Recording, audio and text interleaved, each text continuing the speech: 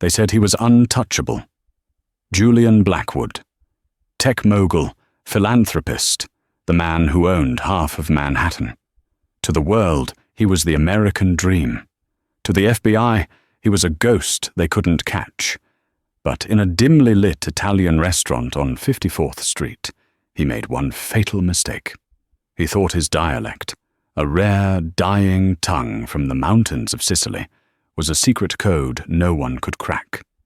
He didn't notice the waitress refilling his water glass. He didn't know she was the granddaughter of the man he betrayed 20 years ago. And he certainly didn't expect her to lean down and whisper his real name. In the hierarchy of Il Gattopardo, the most exclusive Sicilian restaurant in New York City, the waiters were actors. The maitre d' was the director, and the busboys were the stagehands. But Clara, she was just the texture of the background. She was the silent refill of a Pinot Noir, the invisible hand replacing a dropped napkin, the shadow that moved between tables of senators, hedge fund managers, and celebrities. She had perfected the art of being nobody. At 24, with her hair pulled back in a severe bun and a uniform that fit a little too loosely, she was designed to be overlooked. That was how she survived the rent in Astoria, and that was how she kept her head down. But she had a secret weapon, one that wasn't listed on her resume. It was in her blood. Her grandmother, Nonna Agata, hadn't taught her how to bake cookies or knit scarves. She taught her to listen. She raised Clara in a small, suffocating apartment in Bensonhurst, speaking to her only in a dialect that barely existed anymore, Arberesh mixed with an old, rustic Sicilian from the village of Piana degli Albanesi. It was a language of jagged edges and soft vowels, a language of secrets. "Listen, Clara," she would hiss when Clara was a child, gripping her chin with fingers that smelled of garlic and bleach. "The world tells you who they are when they think you are deaf." Clara didn't know why she was so paranoid until the night Julian Blackwood walked into Il Gattopardo. It was a Tuesday, typically a slow night, but the energy in the room shifted the moment the black Escalades pulled up outside. The manager, Stefano, began sweating through his tailored suit. He snapped his fingers at the staff. "Table 4, the corner booth. Now, strip the cloth, reset the silver. Mr. Blackwood is here." Julian Blackwood. Even the name sounded expensive. He was the face of Auratech, a defense contracting firm that had seemingly popped up out of nowhere 5 years ago to secure billion-dollar government contracts. He was handsome in a cold, predatory way.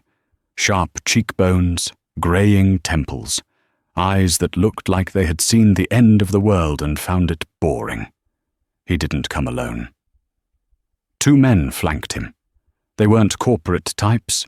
They wore suits that cost more than Clara's tuition, but they wore them uncomfortably, like armor. Their necks were thick, and their eyes scanned the room with the restless paranoia of men who expected a bullet at dessert. "Clara," Stefano hissed, shoving a chilled bottle of Pellegrino into her hands. "Water only. Don't speak unless spoken to. Do not look him in the eye. He tips $1,000 if he forgets you were there." "Understood," she said, keeping her eyes on the floor. She approached table 4. The air around them felt heavy, charged with static. Blackwood sat with his back to the wall, the classic gunman's seat. The 2 men sat opposite him. As she poured the water, Blackwood was speaking to the sommelier in flawless, Oxford-educated English. "The 98 Barolo, please, and decant it for 20 minutes. We're in no rush." His voice was smooth, cultured, the voice of a man who played golf with presidents. The sommelier bowed and scurried away. Clara finished pouring and took a step back, intending to vanish. That was when the man on the left, a brute with a scar running through his eyebrow, leaned in. He tapped the table with a thick finger and spoke. It wasn't English. It wasn't the standard Italian the kitchen staff used.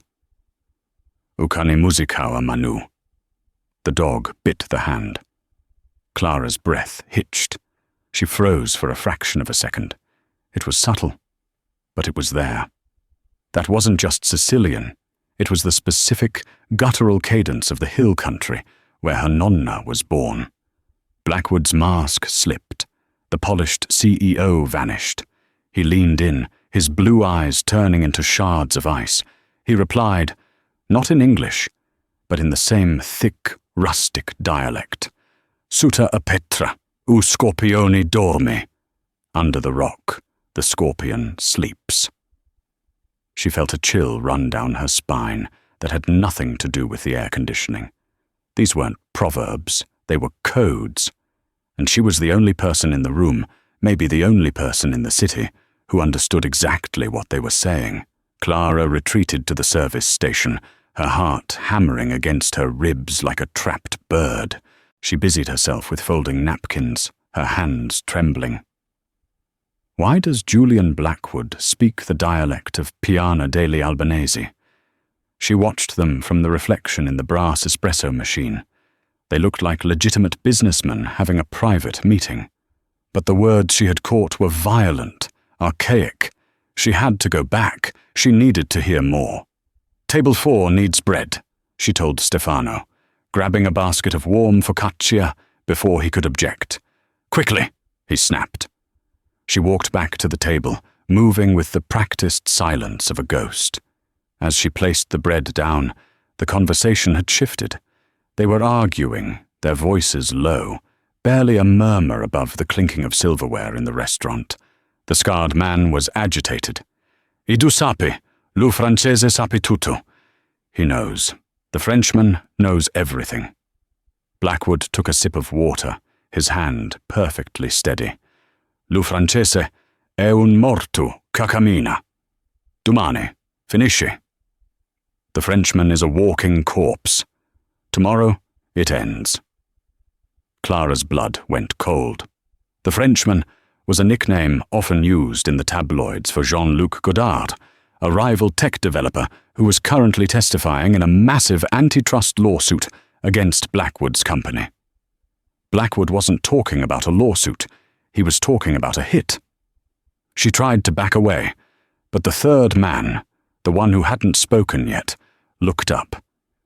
He had cold, dead eyes. He stared right at her hands. "Grazie," Blackwood said, switching instantly back to English, his voice dripping with false charm. "That will be all." She nodded and turned, but as she did, she heard the scarred man whisper one more thing in the dialect. A name. "Don Lorenzo, siamo sicuri, se che?" "Don Lorenzo, are we safe here?" She stumbled. Just a half step, a tiny break in her rhythm, but it was enough. Lorenzo, not Julian. Lorenzo. The name hit her like a physical blow.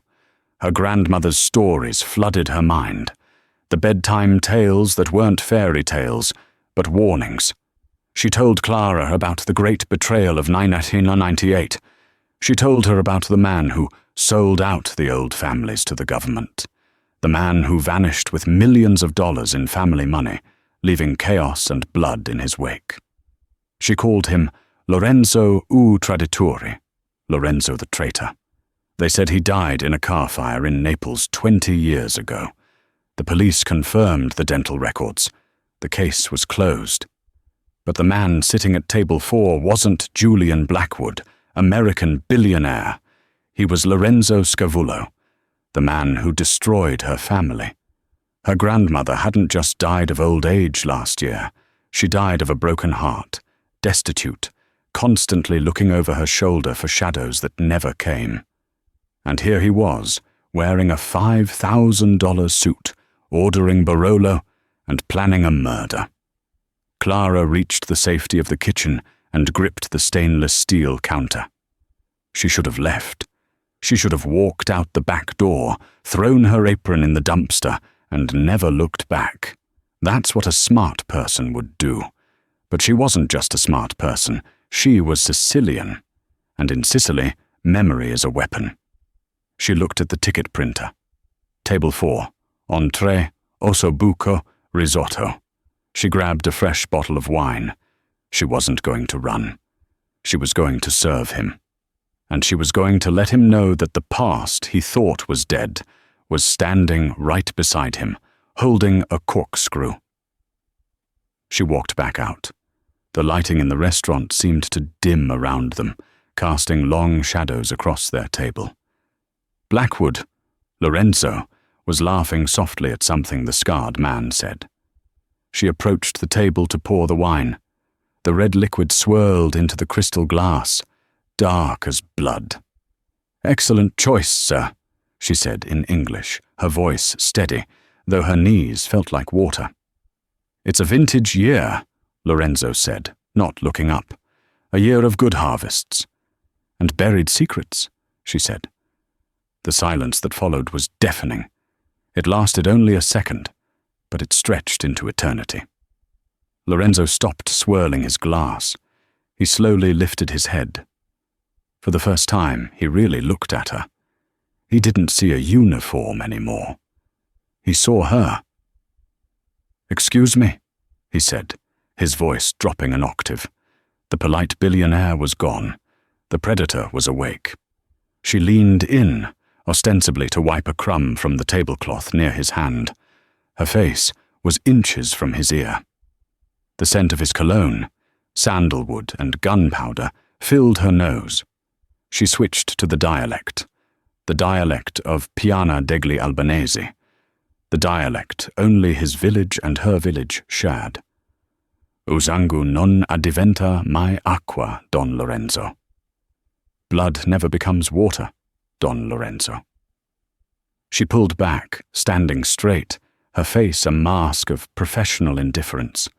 The color drained from his face. It was instantaneous. He looked as if he had seen a ghost. His hand gripped the stem of the wine glass, so hard she thought it would shatter. The two bodyguards sensed the shift immediately. Their hands went inside their jackets. "Who are you?" Lorenzo whispered, the English clumsy now, stripped of its pretension. "Just the waitress," she said, clutching the wine bottle against her chest like a shield. "Would you like some cracked pepper with your risotto, Mr. Blackwood?" He stared at her, his mind racing, calculating. He was a man who had built an empire on lies, and she had just pulled the foundation stone out. He knew that if he made a scene here, in front of the senators and the press, it was over. But he also knew he couldn't let her walk away. "Stay," he commanded, his voice low. "I have other tables, sir." I said stay. He reached into his jacket pocket. The bodyguards tensed. Clara braced herself for a gun. Instead, he pulled out a black card made of heavy titanium. He placed it on the table. "Sit down," he said. "I can't do that."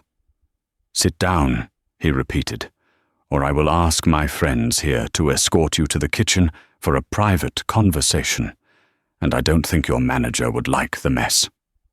She sat. The restaurant moved around them. Clinking glasses, laughter, jazz music. But at table 4 they were in the eye of a hurricane. "You speak the tongue," he said, switching back to the dialect. "Who sent you?" "The Rizzos." "The Greeks." "No one sent me," she answered in the same tongue. "I was here before you walked in. You walked into my world, Lorenzo." He studied her face, searching for a resemblance. Then his eyes widened slightly. He saw it.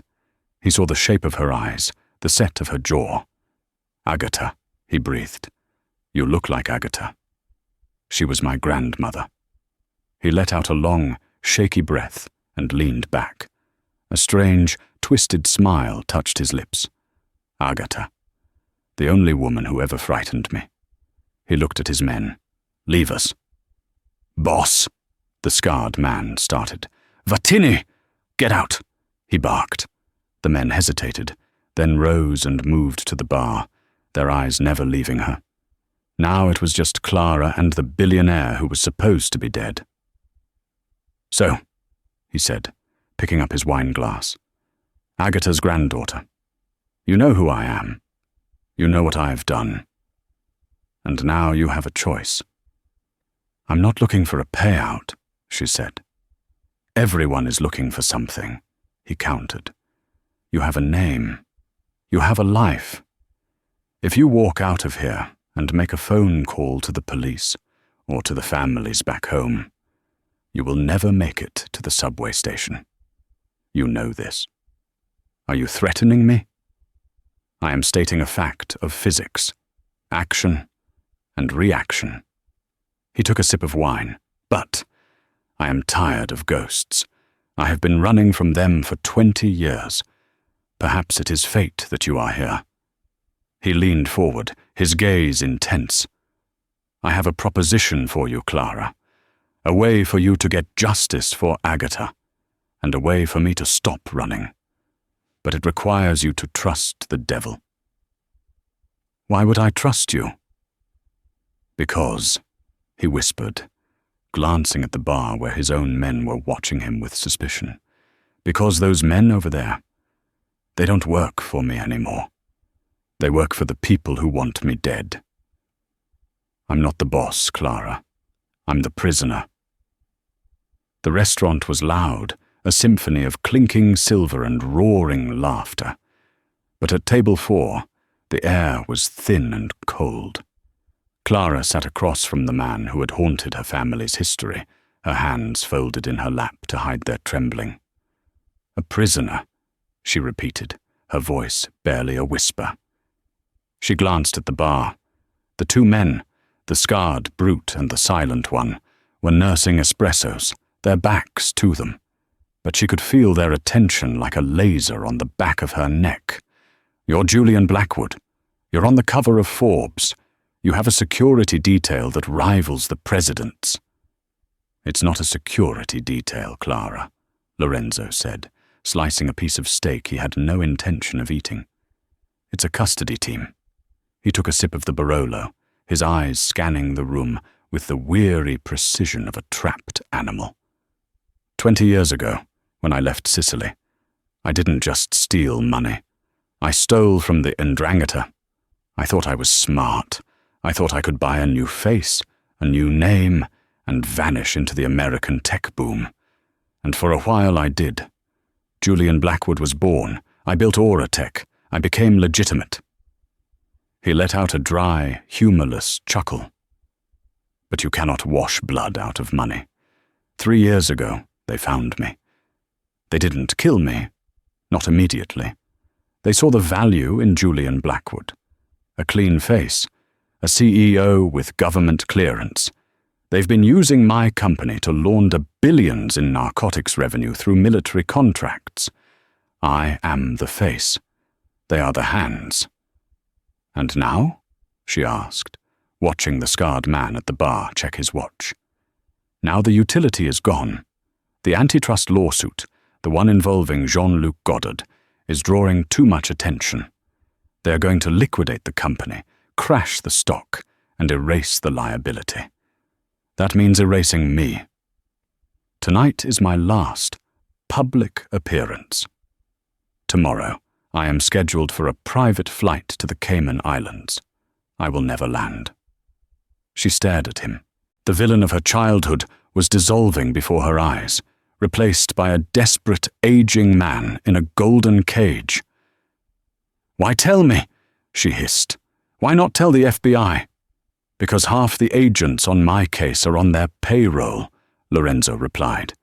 "And because I have something they want, something that can destroy them before they destroy me. But I can't get it alone." He reached into his pocket and pulled out a sleek, silver cigarette case. He placed it on the table. "I need to get to the vault in my penthouse at the St. Regis. Inside there is a hard drive.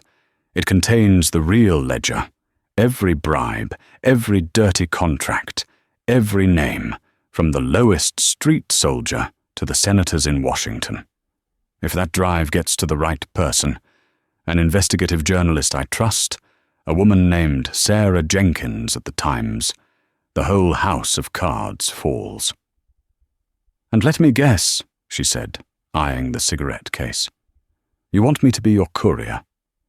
"No," he said, locking eyes with her. "I want you to be my distraction." At the bar, the scarred man stood up. He adjusted his jacket. The break was over. "They are coming back," Lorenzo whispered, his intensity spiking. "Listen to me, Clara. You hate me. You have every right to. But Agatha, she didn't die poor because I stole from her. She died poor because the money I sent her every month for 20 years was intercepted by them. I tried to take care of her.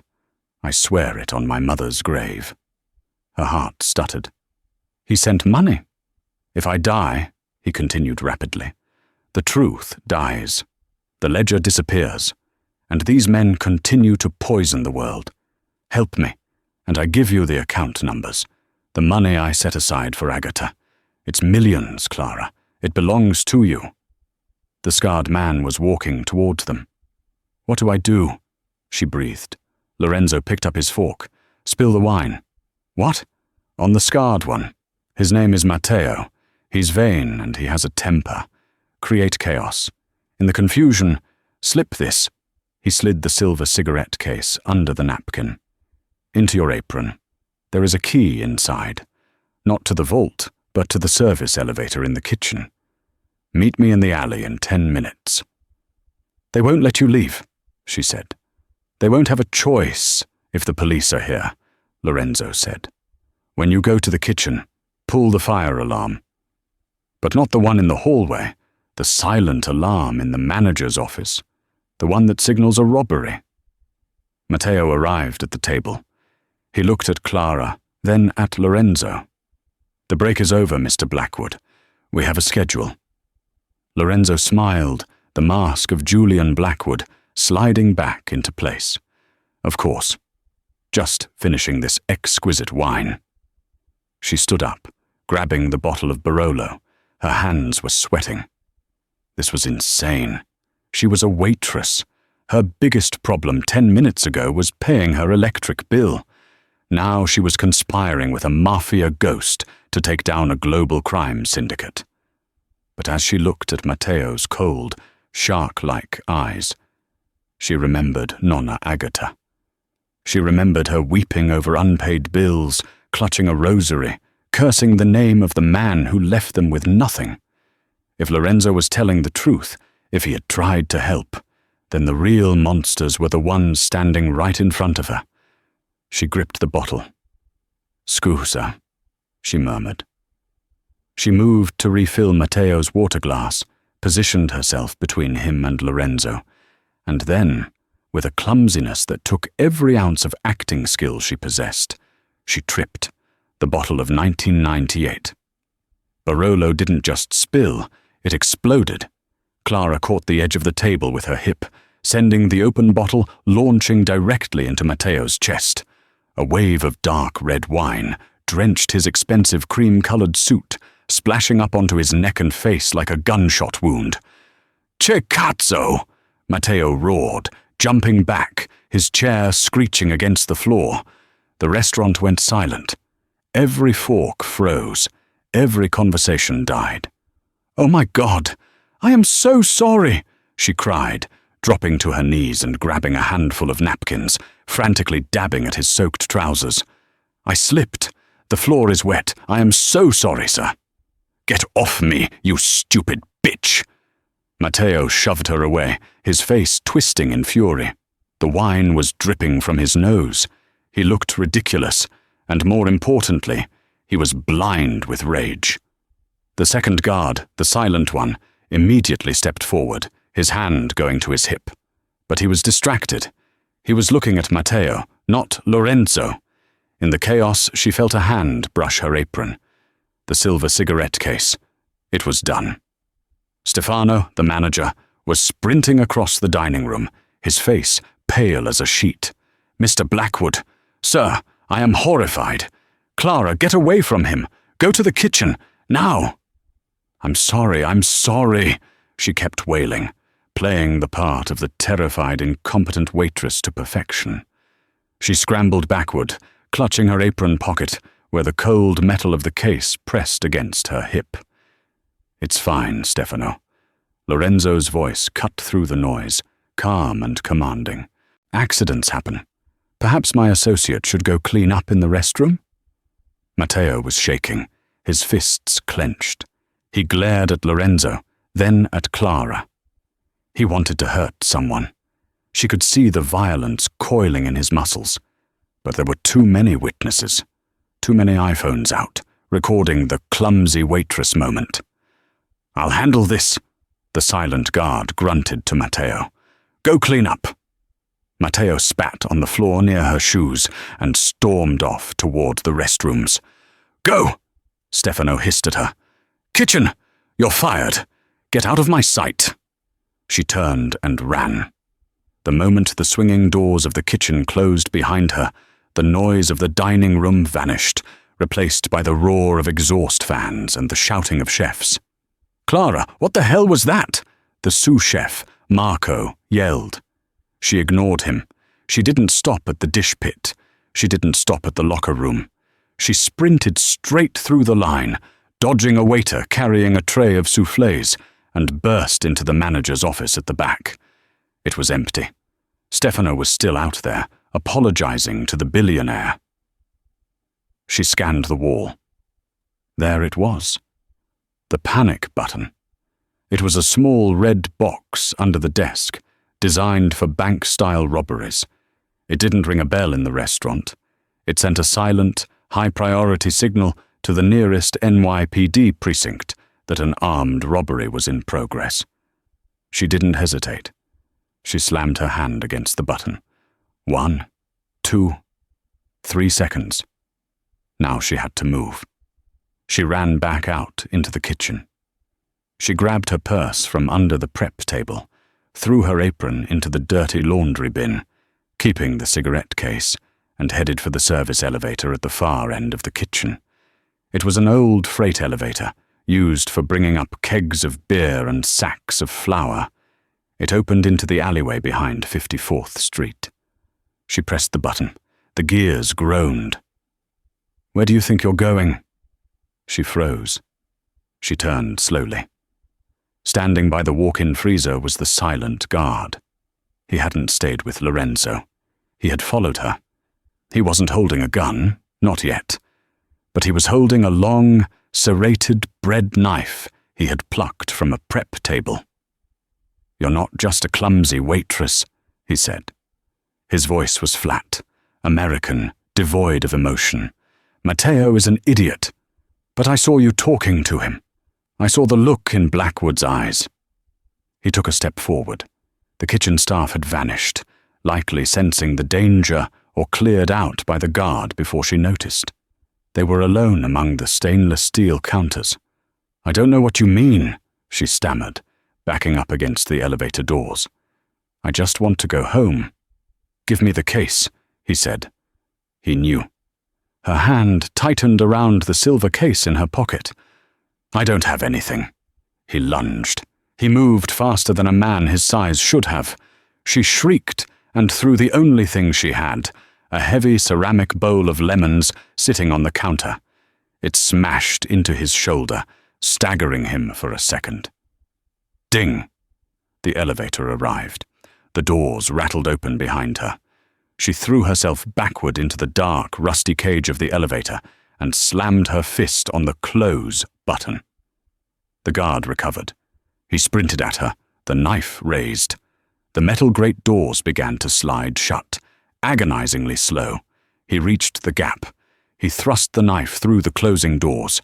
She screamed as the blade slashed the air inches from her face, slicing through the sleeve of her uniform and grazing her arm. A line of hot pain flared up her bicep. "You're dead!" he shouted, his face pressed against the grate. "You hear me? You're dead!" The doors clanged shut. The elevator jerked and began to descend. She collapsed against the wall, clutching her bleeding arm. Her heart was beating so hard her vision blurred. She looked down at the floor of the elevator. The cigarette case had fallen out of her pocket. It lay there, gleaming under the flickering bulb. She picked it up. Her hands were covered in lemon juice and her own blood. She pressed the catch. It sprang open. Inside there was a key, just like Lorenzo said. But there was also a note, scribbled on a cocktail napkin. The Frenchman isn't the target. He's the bait. If you are reading this, I am already gone. Trust no one but Sarah. She stared at the note. I am already gone. The elevator hit the ground floor with a thud. The doors opened onto the dark, rain-slicked alley. She stumbled out, gasping for air. She expected to see Lorenzo waiting for her. She expected the black Escalade. The alley was empty, except for one thing. At the end of the alley, near the dumpster, a body lay crumpled in a heap. She stifled a scream and ran toward it. It was Matteo, the scarred man. He was face down in a puddle, unconscious, a massive dent in the back of his head. His gun was gone. Tires screeched on the main road. She looked up just in time to see a silver Audi, Lorenzo's personal car, tearing away into the New York traffic. He had left her. Sirens wailed in the distance, getting louder. The police were coming, and here she was, standing over a half-dead mobster in an alleyway, holding a piece of evidence that half the underworld would kill for. She looked at the note again. Trust no one but Sarah. She didn't know who Sarah was. She didn't know where Lorenzo had gone. But she knew one thing. She wasn't invisible anymore. She shoved the case into her bra, kicked off her slip-resistant shoes, and ran barefoot into the night, just as the blue and red lights of the NYPD flooded the alley entrance. The game had started, and she was holding the ball. New York City changes when you are bleeding. The neon lights of Times Square don't look like excitement anymore. They look like searchlights. The sirens aren't background noise. They are a hunting cry. Clara was in a bodega bathroom on 8th Avenue, 3 blocks from the Port Authority, shaking so hard she could barely thread the needle. She had bought a sewing kit, a bottle of vodka, and a dark hoodie with cash she had fished out of her tips jar earlier that night. She bit down on a wad of paper towels as she pushed the needle through the skin of her left arm. The silent guard's knife, the man she now knew as Silas, had carved a shallow but ugly gash in her bicep. Stitch, wince, breath. Focus, Clara, she whispered to herself in the dialect. Occhio aperti, eyes open. She poured the rest of the vodka over the wound, hissed through her teeth, and bandaged it with duct tape and gauze. She pulled the oversized black hoodie over her head, hiding her waitress uniform, and stared at herself in the cracked mirror. She didn't look like Clara the waitress anymore. She looked like a fugitive.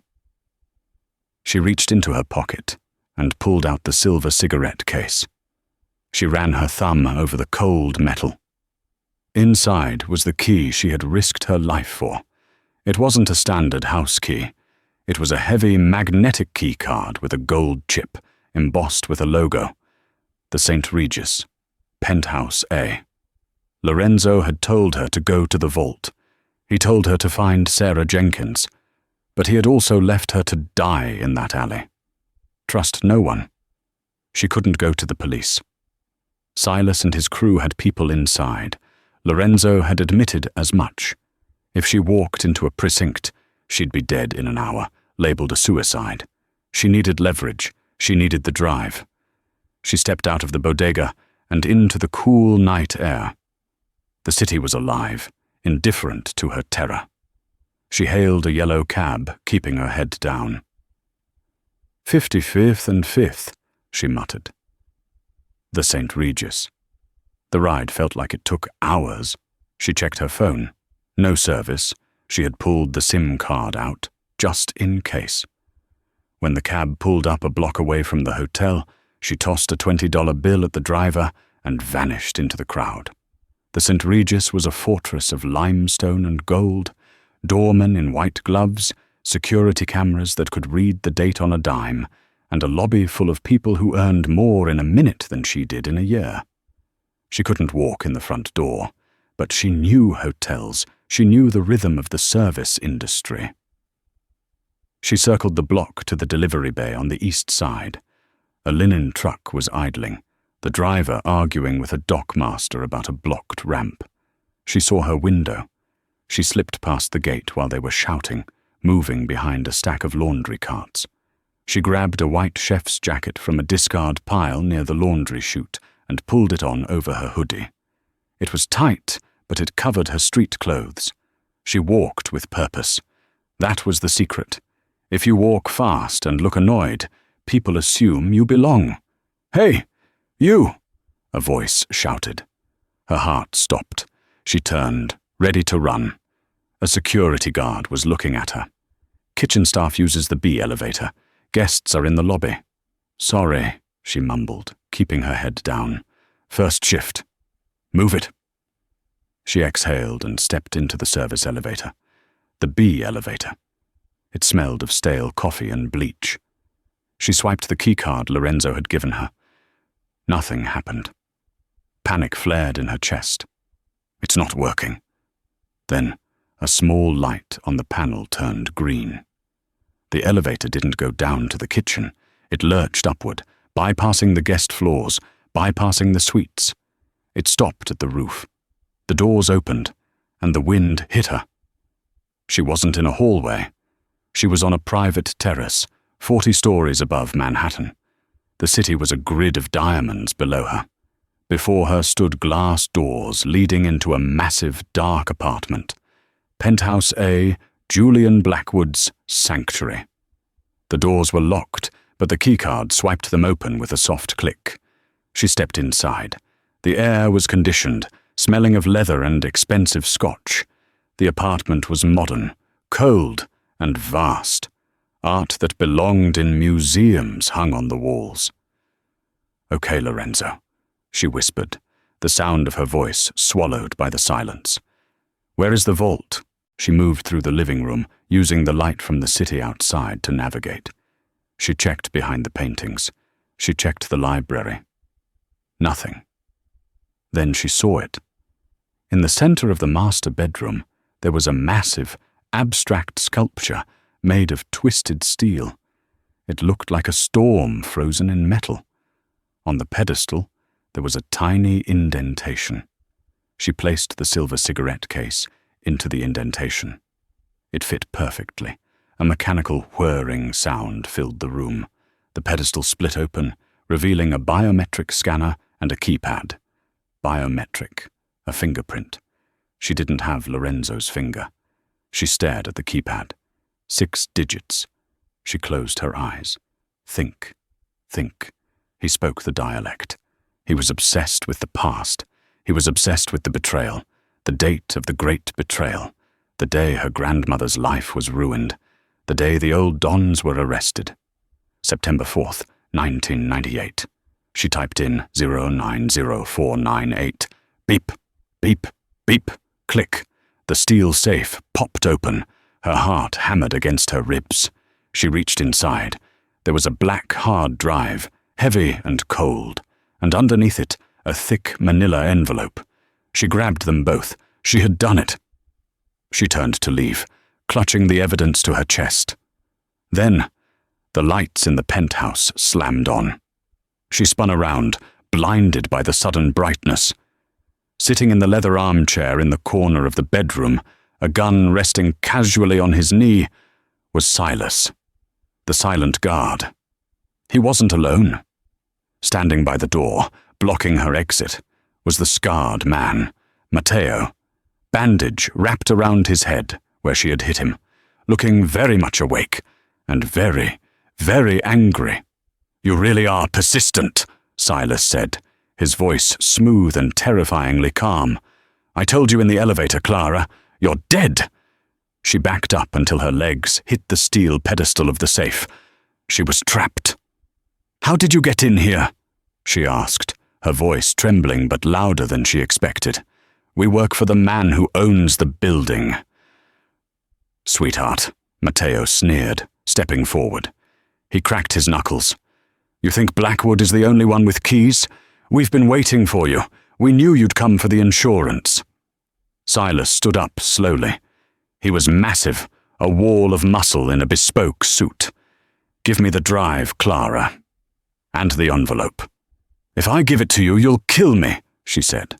"If you don't give it to me, Matteo is going to hurt you until you beg to die," Silas replied.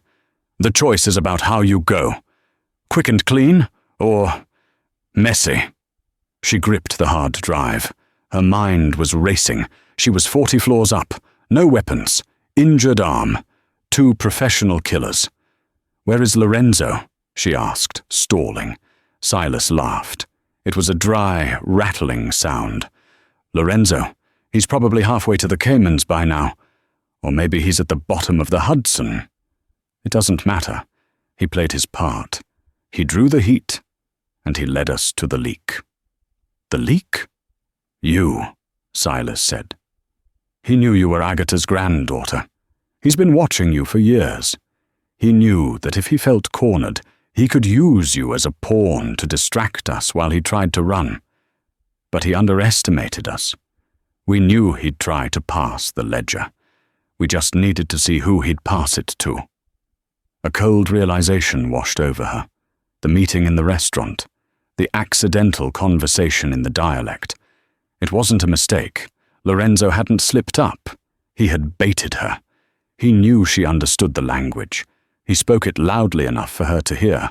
He wanted her to intervene. He needed a carrier pigeon, a sacrificial lamb, to hold the evidence so he could escape clean.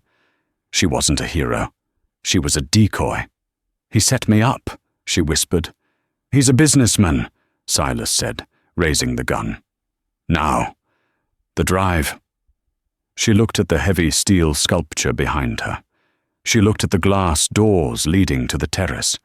She looked at the fire sprinkler, head on the ceiling above Matteo. "You want the drive?" She held it up. "Slowly," Silas warned. "Catch!" she screamed. She didn't throw the drive at them. She threw it at the floor, hard. Plastic shattered. Silas flinched, his eyes darting to the broken device.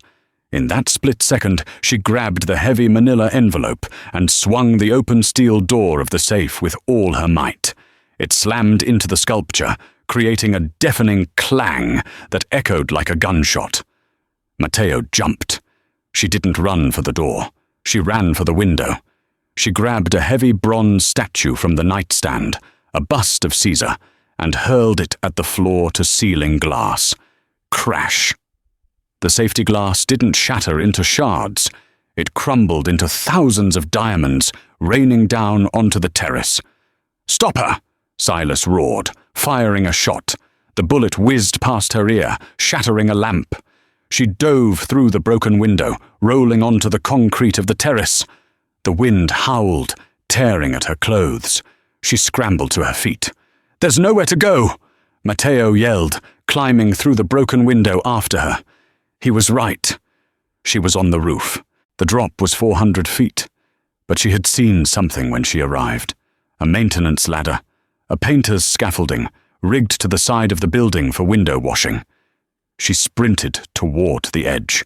"Don't do it!" Matteo screamed, not out of concern, but because he needed the envelope she was clutching. She didn't look down. She couldn't.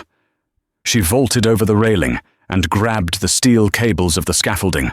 She swung out into the void. For a second, she was weightless, suspended over the abyss of New York City. Then, gravity took hold. She slammed into the metal platform of the window-washing rig, 10 feet below the roofline. The impact knocked the wind out of her. Her injured arm screamed in agony. Above her, Matteo leaned over the railing, his face a mask of fury. He raised his gun. She kicked the release brake on the rig. The motor whined and the platform dropped. Zip! It plummeted 3 floors in a second, jerking to a halt. A bullet sparked off the railing where her head had been a moment ago. She was shaking, sobbing, clinging to the cold metal. She jammed the lever down again.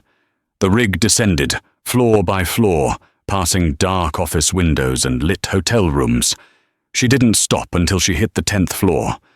She couldn't go to the ground. They'd be waiting. She needed to get inside. She used the tire iron on the rig to smash a window into a guest room. She climbed through, tumbling onto a plush carpet, covered in glass and sweat. The room was empty. Thank God. She collapsed against the bed, gasping for air. She checked the envelope. It was crumpled, but intact. She opened it. It wasn't money. It wasn't just a list of bribes. It was a file, a personnel file. Subject, Clara Rossetti. Status, surveillance active. Father, Lorenzo Scavullo, a.k.a. Julian Blackwood. The room spun. She read it again. Father, Lorenzo Scavullo. She put a hand over her mouth to stifle a scream. He hadn't betrayed her family because he hated them. He had left her mother because he was protecting her. The great betrayal wasn't just about money. It was about hiding his daughter from the people he worked for. Her grandmother knew. She must have known. That's why she hated him. That's why she took his money. And tonight, he hadn't just used her as bait. He had given her the only thing that could save her, proof of her identity and access to the trust fund he had hidden in the Cayman Islands. But there was another paper in the file, a printout of an email from Sarah Jenkins, NY Times. To J. Blackwood. Subject, we have the story, but we need a witness. Lorenzo had been talking to Sarah Jenkins for months. He was trying to get out. He was trying to get us out. Her phone vibrated in her pocket. She had put the SIM card back in while she was on the elevator, desperate for a signal. It was an unknown number. She stared at it. Then she answered. Hello? Clara? A voice rasped.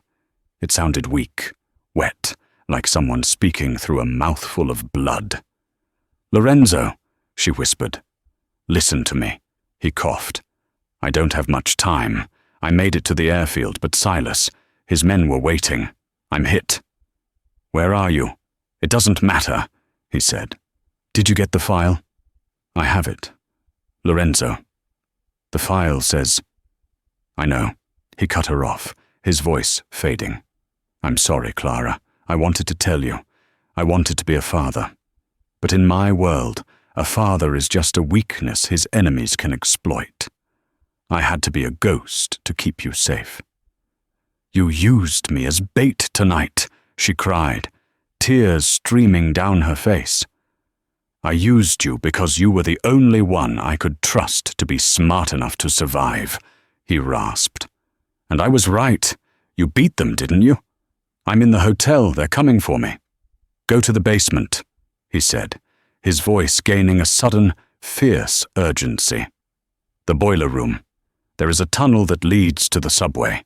It's an old prohibition route. It comes out at 51st Street.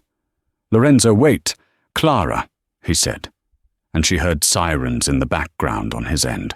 Take the file to Sarah. Burn the rest. And Clara? Yes? Tu si u sangue mio. You are my blood.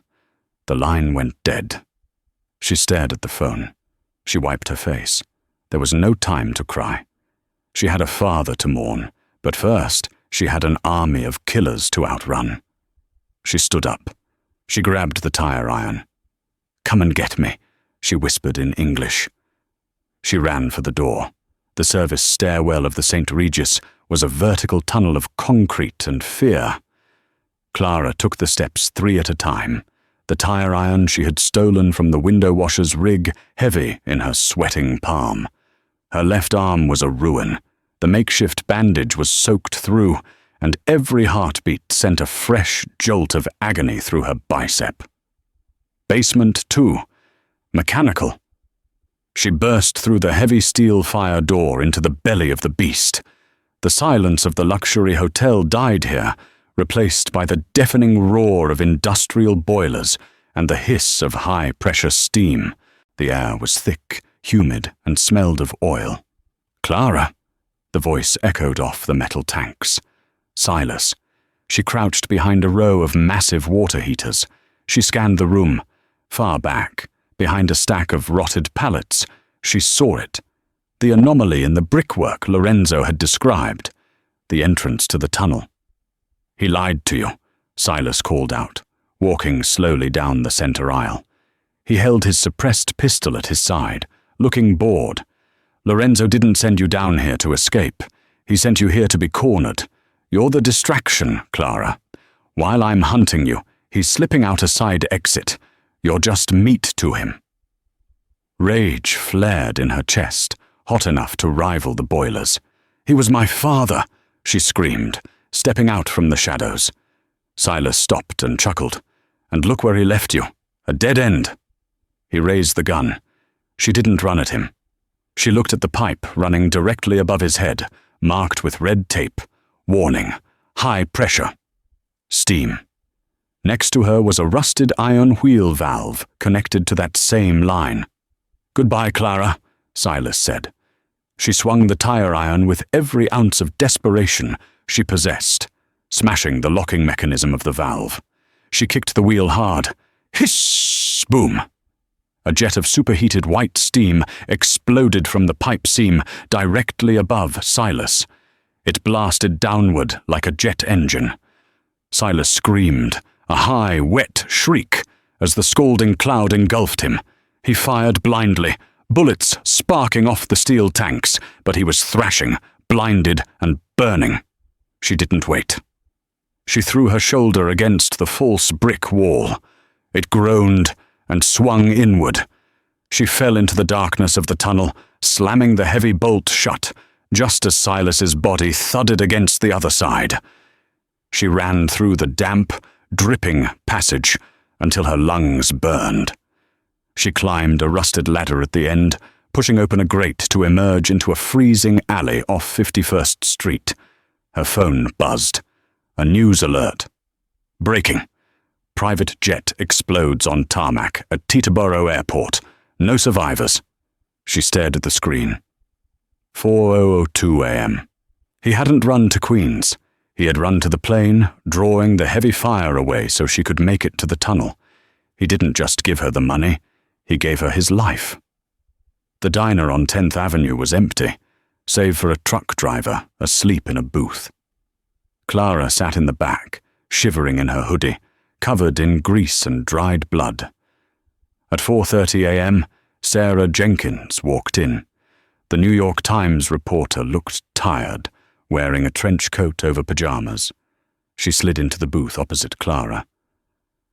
"You look like you've been to hell," she said softly. "The service was terrible," Clara rasped. She slid the shattered hard drive and the manila envelope across the table. "It's all there. The military contracts, the laundering, the FBI agents on the payroll, and the personnel file." Sarah opened the file. Her eyes stopped on the name. Clara Rossetti. Father. Lorenzo Scavullo. "You know about the airport?" she asked gently. Clara nodded, unable to speak. "He held them off for 10 minutes, Sarah said, placing a hand on Clara's. "Long enough for the police to arrive. Long enough for the truth to get out. He was a criminal, Clara, but tonight, he was a father." She tucked the evidence into her satchel. "I need to get to the newsroom. The story runs in 3 hours. Go. Disappear." "I'm done disappearing," Clara said, standing up. The invisible waitress was gone. "I'm the woman who broke the bank." 6 months later, the sun over Sicily is heavier than in New York. It smells of lemons and ancient earth. Clara sat at a cafe table in the square of Piana degli Albanesi, wearing a white linen dress and oversized sunglasses. 2 old men on a nearby bench were arguing in the local dialect, the jagged, beautiful language of her ancestors. "L'alivu è amaru," one grumbled. "The olive is bitter." "Eperu, logiu è doru," the other replied. "And yet, the oil is gold." She smiled. The story had destroyed the syndicate. Indictments, arrests, the collapse of Auratech. Silas was in prison for life, and the trust fund Lorenzo left her, untouchable in the Caymans, had made her free. She left €100 bill on the table. The young waiter ran after her. "Signorina, this is too much," he cried in Italian. She lowered her sunglasses and looked him in the eye. She spoke in the dialect of the mountains. "Tientilu. Usachu ci significa travagliare duro." "Keep it. I know what it means to work hard." She turned and walked up the cobblestone street into the golden light. The scorpion was no longer sleeping, and neither was she.